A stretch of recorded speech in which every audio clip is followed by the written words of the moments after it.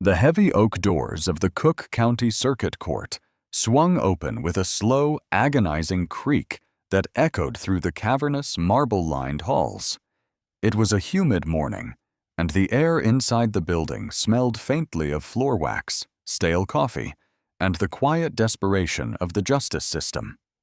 In the front row of courtroom 302, a section explicitly marked by a tarnished brass plaque reading, "Reserved for law enforcement and legal counsel," sat a woman who looked entirely out of place. Elena Cross did not look like a lawyer, and she certainly did not look like a cop. Dressed in faded Levi's denim jeans, a comfortably oversized Yale University sweatshirt, and scuffed white sneakers, she looked more like a lost tourist or a tired graduate student. Her dark hair was pulled back into a messy utilitarian bun, and a pair of thick, black-rimmed glasses rested on the bridge of her nose. In her lap lay a battered black moleskin notebook, the pages densely packed with shorthand notes. Elena was observing. She was watching the gears of a broken machine turn. After a decorated career as an elite special agent with the FBI's anti-corruption unit in Washington, D.C., the mayor of this embattled city had personally begged her to take over the local police force. The department was plagued by scandals, excessive force lawsuits, and a deeply ingrained culture of corruption. Elena had agreed to take the job, but on one condition. For her first few days in the city before her official swearing-in ceremony and press conference, she wanted to wander the city completely incognito. She wanted to see the rot for herself, unfiltered by the polished brass and rehearsed salutes of a formal inspection. And she was finding it. She was finding plenty of it. Her eyes were fixed on the witness stand, where Officer Harlan Voss was currently giving testimony. Harlan was a textbook example of everything wrong with modern policing. He was a physically imposing man, heavily muscled with a tight buzz cut. His uniform stretched tight across his chest to show off his physique. His posture was arrogant, his tone condescending, as he answered the public defender's questions with exaggerated sighs and eye rolls. What caught Elena's sharp, trained eye, however, was not just his terrible demeanor.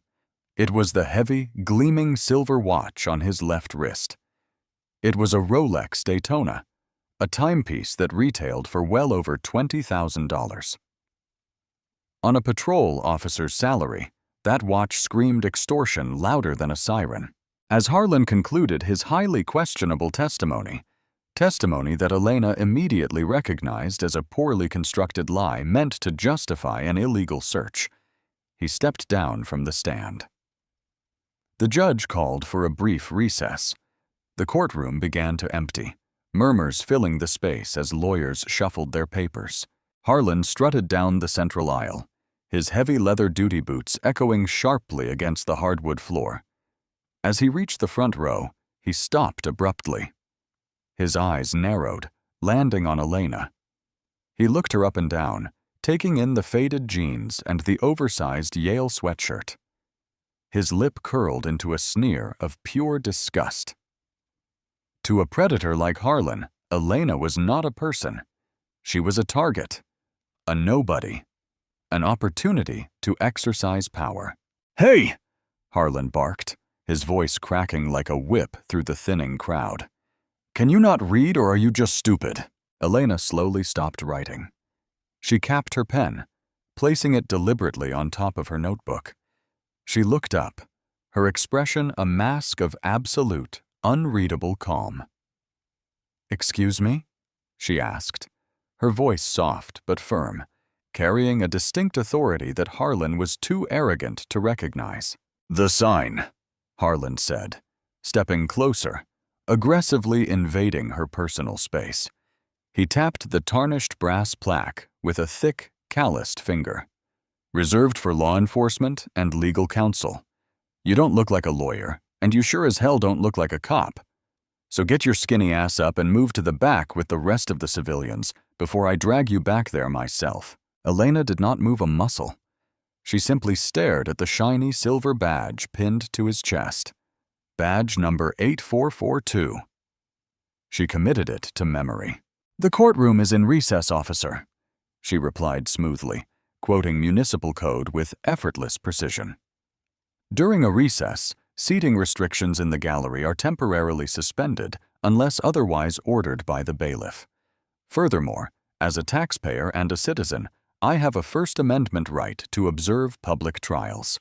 I am perfectly fine right where I am. Harlan's face turned a dangerous mottled shade of crimson. In his world, in his precinct, nobody spoke back to him. Certainly not a scruffy woman in a college sweatshirt.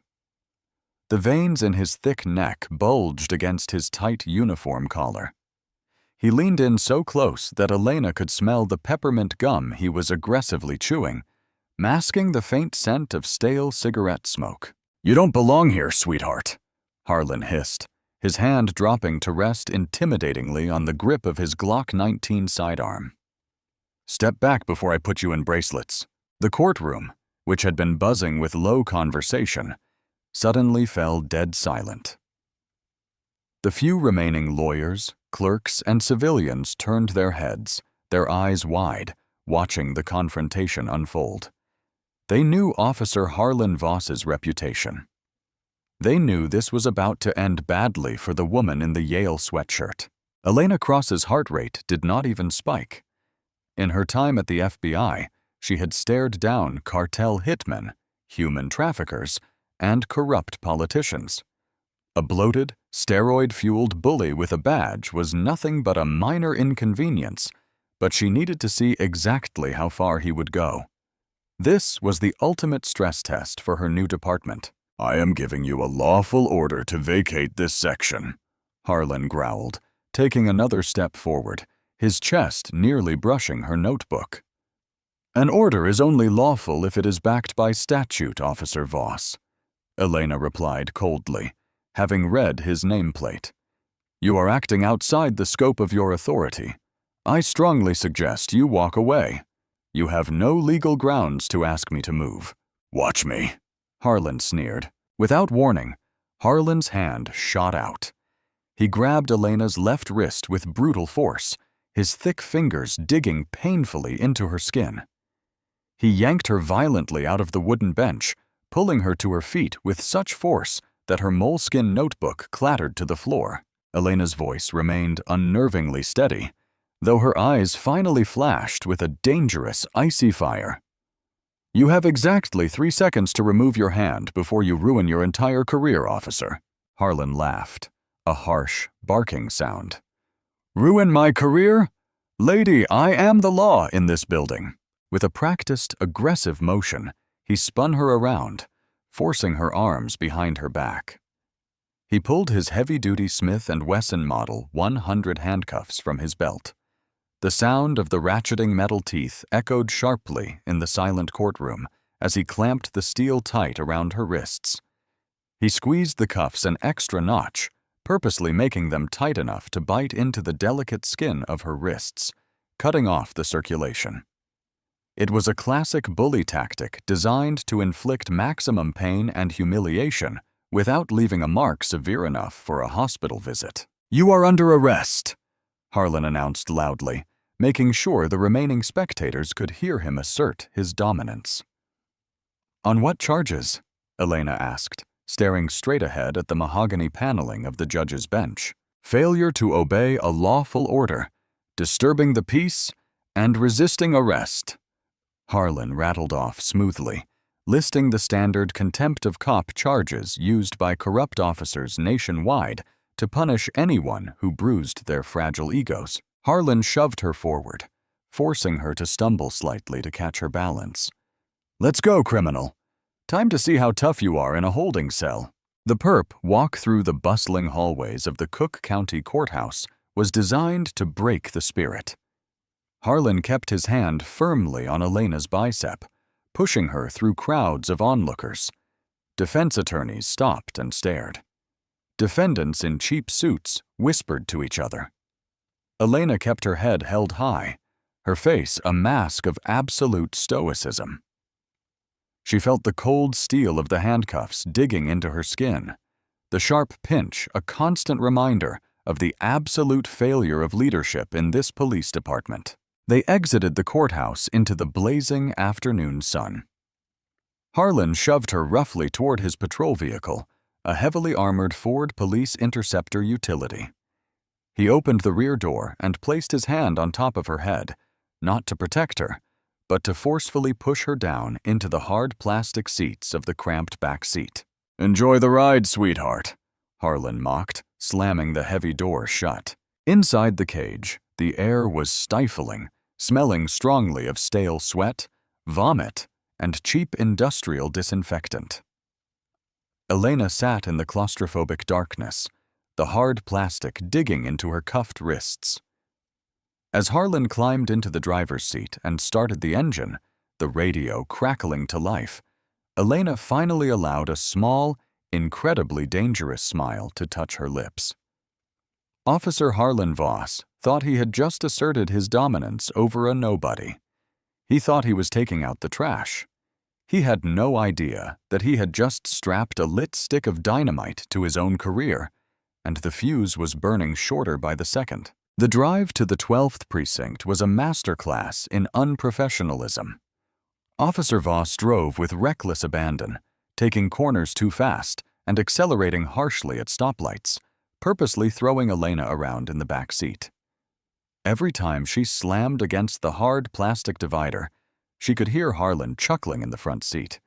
He even turned up the volume on the radio, blasting heavy rock music to drown out any complaints she might make. Elena did not complain. She sat in silence, analyzing every second of the protocol breach. No seatbelt applied to the prisoner. Reckless driving. Failure to read Miranda rights. The list of internal affairs violations was growing so long, she was mentally drafting the termination paperwork in her head. The Interceptor lurched into the secure parking bay of the 12th precinct. Harlan hauled her out of the back seat with the same unnecessary roughness, marching her up the concrete steps and through the heavy steel doors of the booking area. The precinct was a circus. Phones were ringing off the hook, officers were shouting across the room, and a group of visibly intoxicated individuals were handcuffed to a long metal bench, yelling obscenities. The walls were painted an institutional depressing shade of a pale green, peeling at the corners, and the floor was slick with years of accumulated grime. Harlan paraded her over to the booking desk, where a portly balding man with a sergeant's insignia was slowly typing on a greasy keyboard. "What do we have here, Harlan?" Sergeant Donovan asked, looking up from his screen with a bored expression, chewing on a matchstick. "Got a live one, Sarge," Harlan said proudly, roughly shoving Elena against the high desk. Failure to comply, disturbing the peace, threw a fit in Judge Vivian Price's courtroom, refused to leave a restricted area. Oh, and put down resisting arrest and assaulting a police officer. She tried to kick me when I was cuffing her. Elena's eyebrows rose slightly. Falsifying an official police report. That was a felony. "I did no such thing," she stated clearly. "And there are at least 20 witnesses in that courtroom who will testify to that fact." Sergeant Donovan laughed, a wet, wheezing sound. Yeah. Tell it to the judge, lady." "Name?" "Jane Doe," Elena replied smoothly. Harlan scowled, grabbing her shoulder. "Give him your real name." "Me? You stupid or what?" Elena interrupted, turning her head to lock eyes with Harlan. The sheer intensity of her gaze actually made the larger man take a half step back before he caught himself. "You've already arrested me. You've already falsely accused me of assault. I decline to identify myself until I'm granted my constitutionally guaranteed phone call." Donovan rolled his eyes. "Put her in cell 4. Let her cool off. We'll run her prints later when she stops playing games." Harlan marched her down a narrow, reeking hallway lined with iron bars. He shoved her into cell 4, a filthy concrete box containing nothing but a steel toilet and a metal slab for a bed.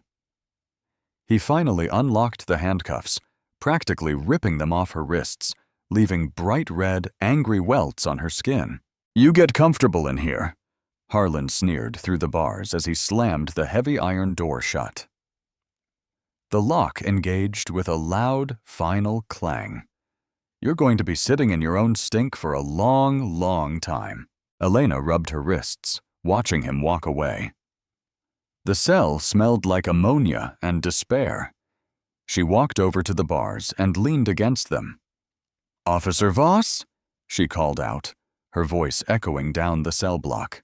Harlan paused at the end of the hall, turning back with a smug grin.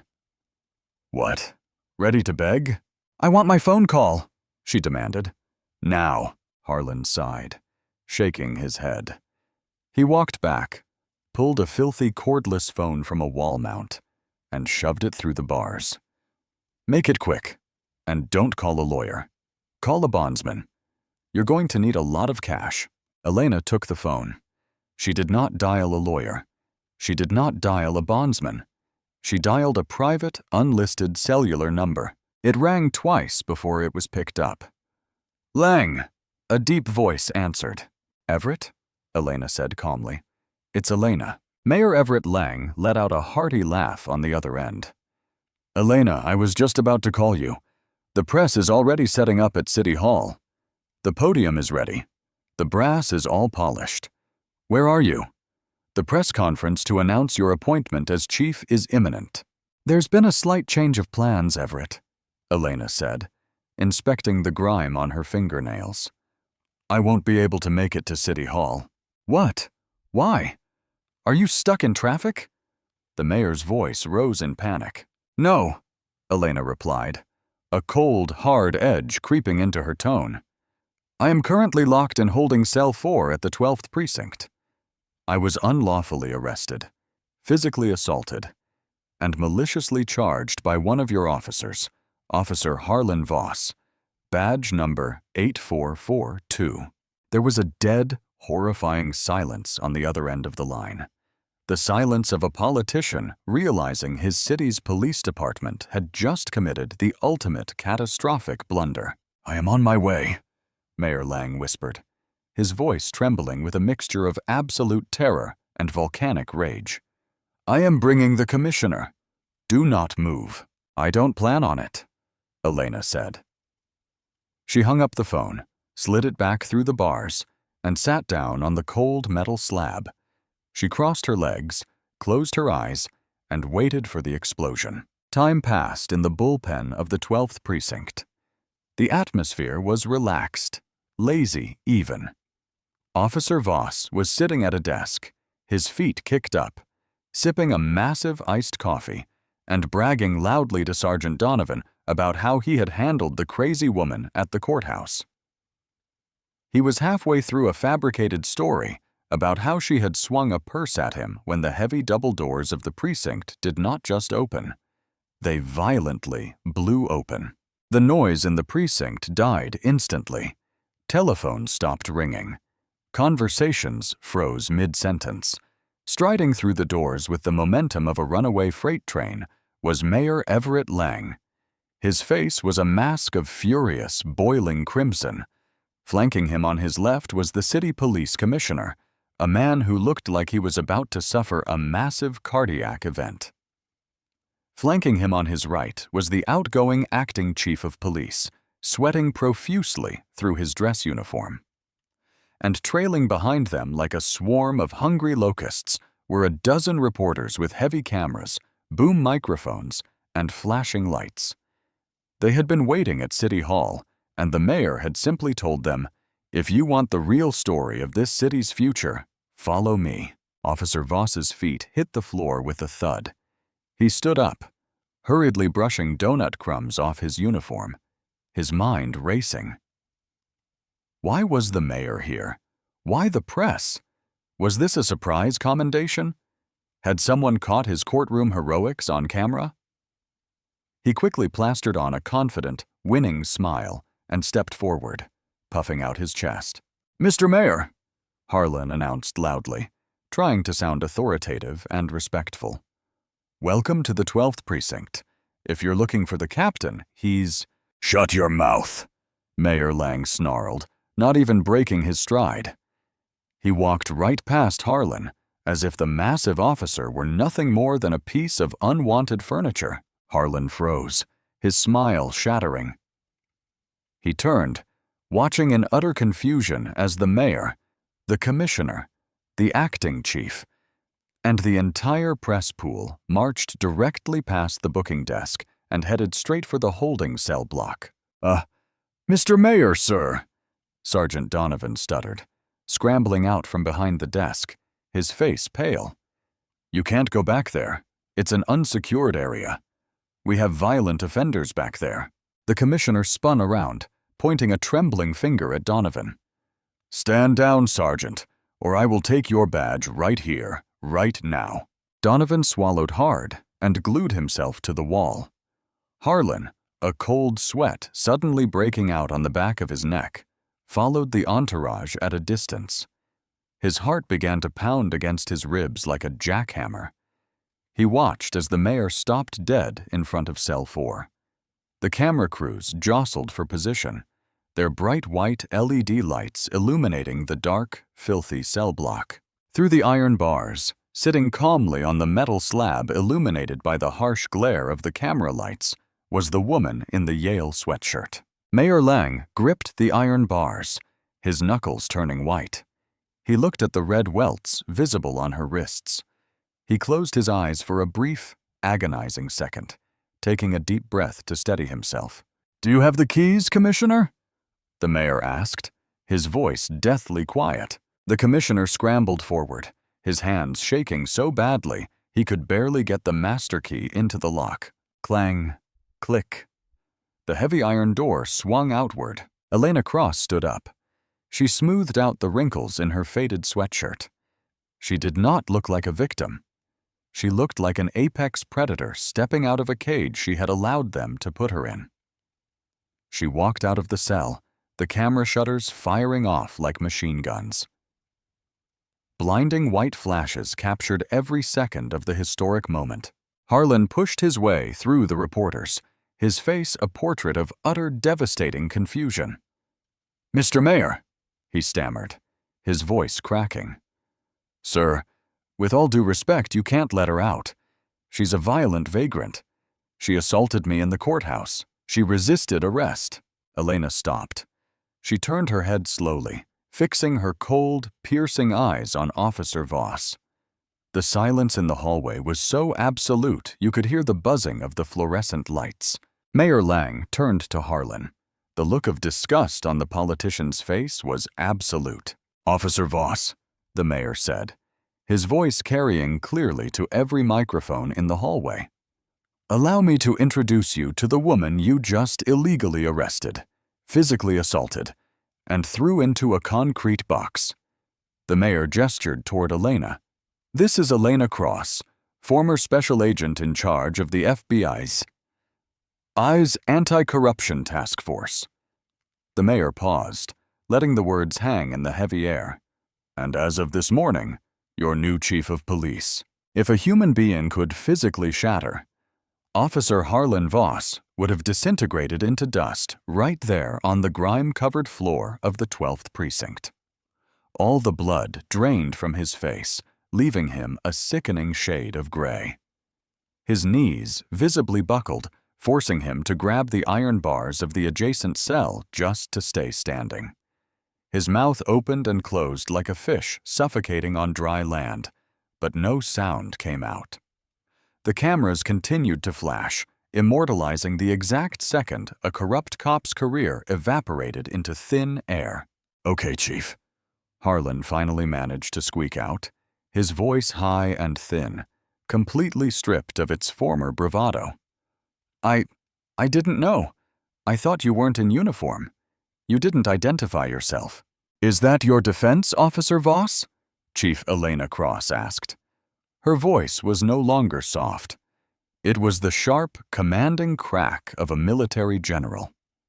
"That your blatant abuse of power, your use of excessive force, and your complete disregard for civil rights are acceptable as long as the victim isn't wearing brass stars on their collar?" She took a slow, deliberate step toward him. Harlan shrank back, pressing himself against the bars. He was a foot taller, and 100 pounds heavier than her. But in that moment, she was an absolute giant. And he was an insect. "You didn't ask for my identification," Elena stated clearly, speaking for the record, ensuring every microphone caught her words. "You demanded I move from a public space where I had a legal right to be. When I informed you of the law, you resorted to violence. You placed handcuffs on me with malicious intent to cause pain. And then you brought me here and instructed your sergeant to falsify a police report with fictitious felony charges." No, Chief. That's a misunderstanding," Harlan pleaded, his hands raised in surrender, sweat pouring down his face, ruining his immaculate buzz cut. I was doing my job, securing the perimeter." Elena did not blink. "Commissioner," she said without turning her head. "Yes, Chief Cross." The commissioner responded immediately, standing at rigid attention. "Relieve Officer Voss of his weapon and his badge immediately." "Sarge!" Harlan yelled, looking wildly down the hall at Sergeant Donovan, desperately seeking an ally. But Donovan was staring at the floor, looking like a man preparing for his own execution. The commissioner stepped forward. With trembling hands, he unclipped Harlan's duty belt, the heavy Glock 19 falling away. He reached up and unpinned the silver badge, number 8442, from Harlan's chest. The metallic sound of the badge coming off seemed to echo louder than anything else in the room. "Chief, please!" Harlan begged, his voice cracking into a pathetic sob. The tough guy persona had completely vanished, replaced by the desperate whining of a coward facing the consequences of his actions. "I have a family. I have a pension. It was a mistake. I'm a good cop. I swear to God." "A good cop?" Elena repeated softly. The corners of her mouth twitched into a terrifying semblance of a smile. She reached her hand under the collar of her oversized Yale sweatshirt. She unbuttoned the top button of the polo shirt she wore underneath and pulled out a small rectangular black device. A digital wiretap. A high-fidelity FBI-grade recording device. The red light on top of it was blinking steadily. Harlan's eyes bulged out of his head. "I was running an internal affairs sting before I even officially took the oath of office," Elena explained to the press pool, holding up the wire. "This department is infected with a culture of intimidation, brutality, and corruption, and I needed to know exactly how deep the rot went." "Officer Voss, you just provided the prosecution with pristine, undeniable audio evidence of you admitting to battery, false arrest, and perjury." Elena turned her gaze back to the ruined man in front of her. "You don't have a pension anymore, Mr. Voss," she said softly, but with finality. "You have a cell." She looked at the commissioner. "Place him under arrest and use his handcuffs. I believe they are currently resting on the booking desk." The sound of the ratcheting metal teeth echoed sharply in the silent hallway. But this time, it was not Elena Cross wearing the cold steel. It was Harlan Voss. The commissioner forcefully pulled Harlan's hands behind his massive back, clicking the heavy Smith & Wesson cuffs into place. He did not bother to leave them loose.